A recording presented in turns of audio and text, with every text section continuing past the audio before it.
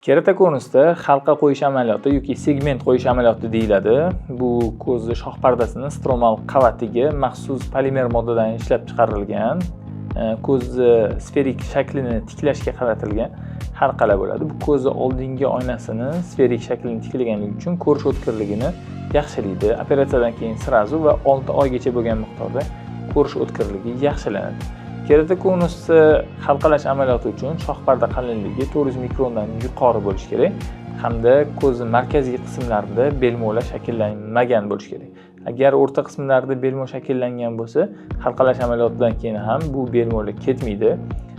Ko'zni oldingi oynasini halqalash amaliyoti 30-60 daqiqa davom etadi. Agar amaliyot to'g'ri joyda bajarilsa, bu doimiy va bir umrga bo'ladi. Halqalash amaliyotidan keyin parda tushadigan bo'lsa, ya'ni u katarakta deyiladi. Katarakta qilinadigan bo'lsa ham u ko'rishga xalal bermaydi. Amaliyotdan keyin 1-3 yil davomida doimiy nazoratda bo'lib turiladi. Nazorat davomida agar progressiya kuzatilmasa, ya'ni keratokonus davom etishi kuzatilmasa, halqa umrbodga qoladi.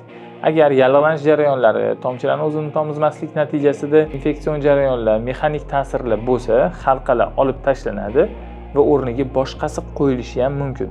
Hozirda halqalarni polimer birikmadan sun'iy yoki odamning shoh pardasidan tayyorlangan tabiiy xillari ham mavjud. Har bitta xili o'ziga yarasha plyus va minuslarga ega. Bu tekshiruv jarayonida o'zingiz jarrohingiz tomonidan sizga tushuntiriladi. Keratokonus bo'ladigan bo'lsa, izohlarda savollaringizni qoldirsangiz yoki kerakli rubrikalar uchun savollarni qoldirsangiz, har bittasiga alohida video qilishga harakat qilamiz.